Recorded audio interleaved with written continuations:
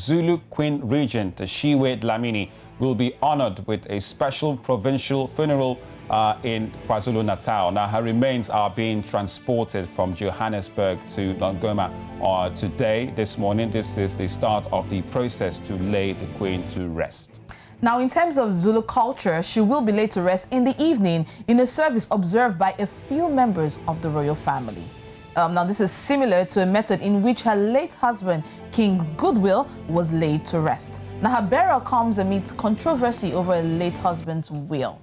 Now, we are now joined by South African journalist and editor Diane Hawker. Well, Diane returns back to breakfast this morning. Diane, good morning to you. Good morning to you.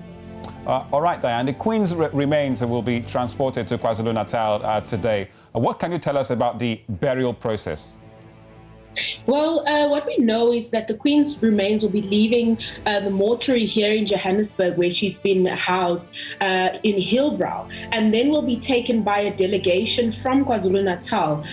They will be performing some spiritual rites, which will not be available for necessarily the public to see, but they will be. That's an important part of the burial process, to, in a way, collect the remains and introduce the Queen to the family and to the ancestors, and then carry her home and then introduce her to the place that she will be buried. That's a very private process, and the funeral, we know, will also be a private burial in the same way that King Goodwill's Zweletini's burial was private. There will only be members of the royal family allowed to attend, and it's also done as it is traditional under the cover of darkness. So it will either be done in the very early hours of the morning, in the sort of the pre-dawn period, or quite late at night, overnight.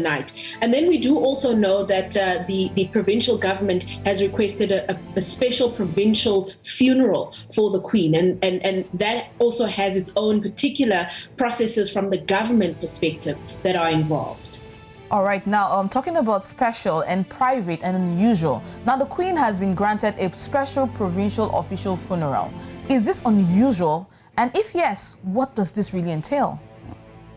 Well, we have seen that certain people who have had influence in South Africa have been given either special funerals at a national category, which is the highest level, and we've seen that mainly for struggle stalwarts or from people who worked in government, who are considered to be, you know, real contributors to South Africa's history. And then the provincial funerals are usually reserved for people who, within a particular region or area, have been major contributors. The Queen did have a number of programs that she ran in the KwaZulu-Natal region, mentorship type programs for the people there, and she was quite well regarded in KwaZulu-Natal, and that's the reason why the Premier there has asked for a special provincial funeral. What that will entail is that it will have some police formations that are done, some official ceremonial aspects, like people performing,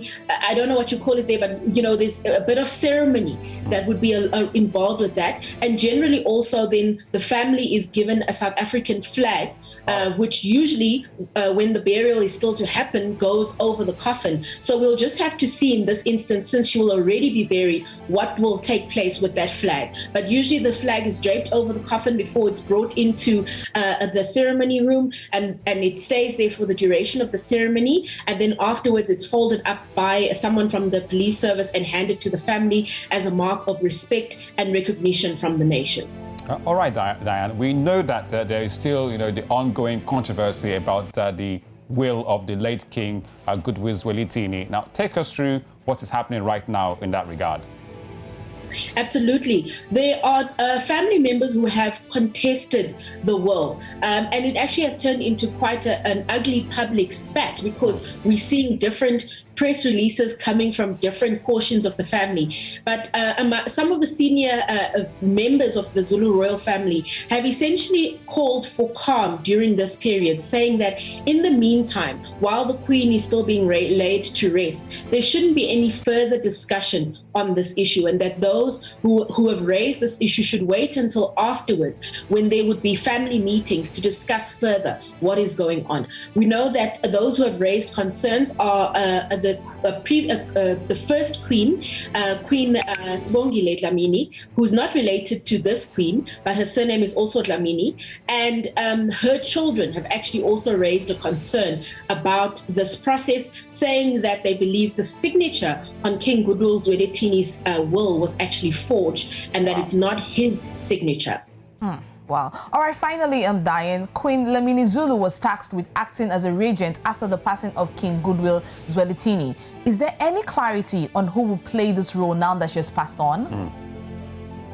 At this point, there isn't any clarity, and we will closely be watching those family meetings to see what the outcome will be. From the perspective of the Zulu royal family, they have said that they want the queen to be buried and also for the memorial service to be held on Friday. And after that, they will have some meetings in which they will make this decision and then make an announcement. Of course, it's quite a tense period because she was only made Queen Regent a few weeks ago, and the anticipation was that she would hold this position until the family was able to then move to the next stage of actually appointing the king, who is anticipated to be one of her sons. But there were some requests that were made that he needs to be married and other things needed to happen first. So now essentially the Zulu kingdom is in a bit of limbo, and everyone here in South Africa is actually watching the whole situation very closely to see what happens next. Well, Diane, I suppose it's a case of royal squabble and hostility suspended for now, at least until the burial. But thank you very much, Diane Hawker, once again for joining us out there from Johannesburg, South Africa. Thank you so much. All right, now it is with what's going on in South Africa and the Royal Rumble, if I may say, in that situation. Let's just see how it goes. I mean, the terms they're giving to having a king is that the man must be married to apparently some of her sons, or the son in question is not married. And I'm sure, in other tribes or other, cultures around Africa, watching what's going on right now and what's going on in South Africa with the Zulu royal family. But the burial has to go on first. Then we can talk about it. Let's go back to the family matter and the squabbles. It makes me want to wonder if I have somebody who might just be interested in just applying. I mean, I could have an in-law from South Africa. Royalty opens doors.